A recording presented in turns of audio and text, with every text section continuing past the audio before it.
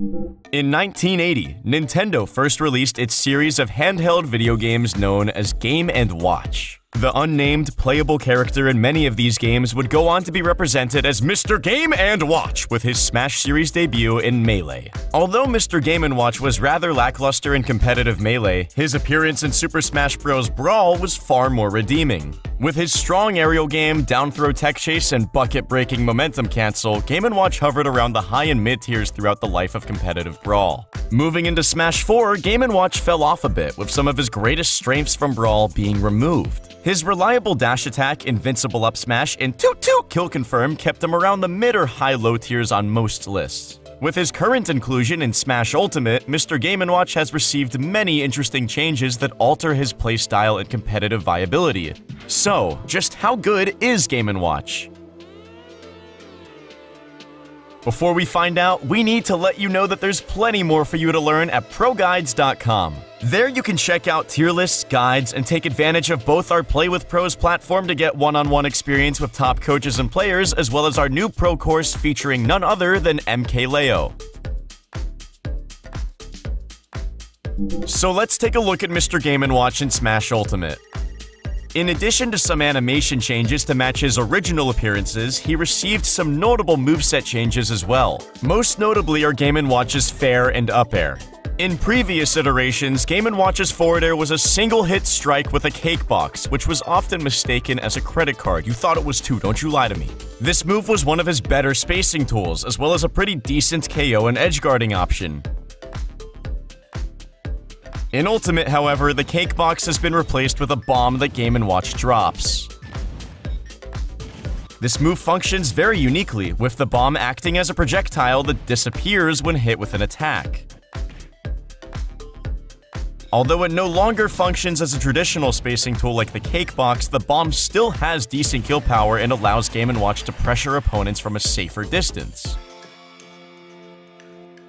Game & Watch's original air pump up air was a 2-hit attack, with each hit having both normal hitboxes and an additional wind box. In Smash Ultimate, Game & Watch's up air shoots a puff of air that functions as a projectile with 6 multi-hits. Although it lacks the KO potential and wind box of his Smash 4 up air, this move is an amazing juggling and combo tool. Alright, with those changes out of the way, let's take a look at how Mr. Game & Watch functions in the competitive meta. Game & Watch's most prominent and most infamous tool in Ultimate is his up B out of shield. With the nerfs to shield grabs and the ability to up B or up smash directly from shield, up Bs out of shield are a very prevalent option in Ultimate in general. Game & Watch's up B comes out on frame 3, making it a super quick option that can punish almost anything that hits his shield, and when I say anything, I mean anything, like seriously you can't even breathe on this guy's shield. The up B can also be acted out of quickly with an aerial, allowing Game & Watch to combo this move into many attacks. Most notably, he'll go for Nair or up air, which each may have further extensions situationally. Because he can act out of it, Game & Watch can also get away with whiffing up B with much less risk than characters like Bowser. Game & Watch's down air and back air, coupled with his above average airspeed and acceleration, provide him with many options and mix-ups for landing. Down air in particular can be very tricky to deal with. This move sends Game & Watch downward with a large disjointed hitbox below him, meaning that in order to hit him while airborne with this move, you'll need to aim for the sides. Since he still has horizontal drift control while plummeting with down air, this can be very difficult. Although unsafe, down air doesn't have too much landing lag, and a pesky landing hitbox activates as soon as he hits the ground. Altogether, this move is quite hard to punish for players lacking in matchup experience. Game & Watch's ability to throw out up B so freely makes him quite scary to approach and gives him a very solid defensive game in neutral, but he's not lacking in approach options either. Game & Watch's Nair is a multi-hit move that hits above him and to his sides. Nair can combo into itself as well as up air and has fairly low landing lag, making it a useful and reliable approach option.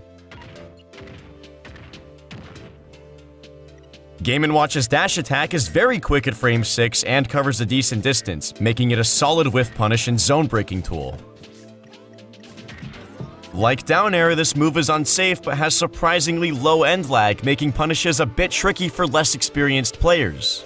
Let's talk some more about Game & Watch's combo game. Game & Watch's main combo starters are Nair, up B, and grab. At low percents, Nair can combo into another Nair or grab depending on which hit you connect. You can link a few Nairs together and eventually convert into an up air from a Nair at mid to high percents. An up air performed low to the ground can often combo into up B as well. From a grab, Game & Watch can combo down throw into Nair, followed by a double jump up air at low percents. At mid percents, he can go for down throw into up air, up B, or even side B, which gives him a chance to take very early stocks with a 9. At higher percents, down throw to up B continues to combo. The first hit of up B will combo into Nair at low and mid percents, and at higher percents, up air. The common strength of all of these combos is that they almost all result with the opponent being sent above Game & Watch in the air. From here, he can safely and effectively juggle and pressure landings with up airs. Up air and Nair strings can also be extended further on platforms. Game & Watch can also punish landings with dash attack and up smash, making him generally very difficult to land against in most matchups. Because of this, it's likely that players will drift away and go for ledge, which puts them in the path of his back air. Game & Watch's back air is another multi-hit move which stays active for a while and covers a large space behind him, letting him effectively wall players out. Coupled with his excellent recovery, back air is Game & Watch's most effective edge guarding tool. Back air also has low aerial end lag, allowing Game & Watch to throw out multiple bears consecutively to wreak havoc on offstage opponents. Down air is another great edge guarding tool for Game & Watch. His up B travels far enough for him to safely down air off stage from ledge without SDing. Down air has a strong spike hitbox at the beginning and remains active with another hitbox that can also KO opponents at higher percents. Game & Watch can go off stage with little worry, as his up B has a period of intangibility, keeping him safe from any hitbox for this window. He can also recover from very low since he can directional air dodge upwards after using up B.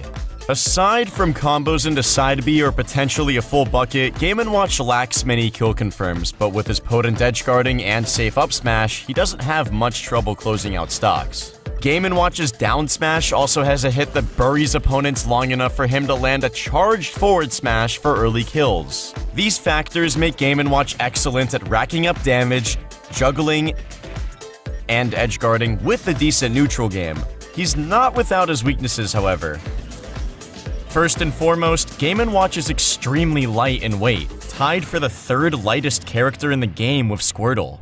Despite his strong defensive attributes, this can lead him to losing stocks very early and requires him to play extra carefully around heavy hitters. Game & Watch also isn't very fast on the ground, falling slightly below the middle of the cast in terms of run speed.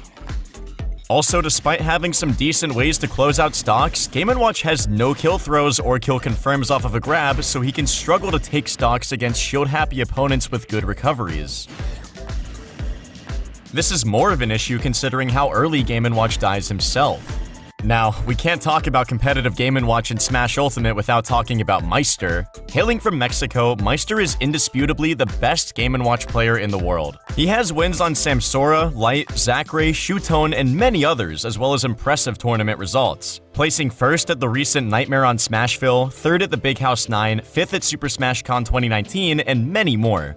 Meister has paved the metagame for Mr. Game & Watch, optimizing his combos for maximum damage, showing off his effective neutral and deadly offstage game, and abusing his low-end lag and tricky animations. Our most recent tier list here at ProGuides places Mr. Game & Watch in B tier, certainly acknowledging him nowhere near the bottom of the cast. But with Meister's recent results and the impressive potential he's shown us of this character, it's very likely that we'll place Game & Watch higher in our next list.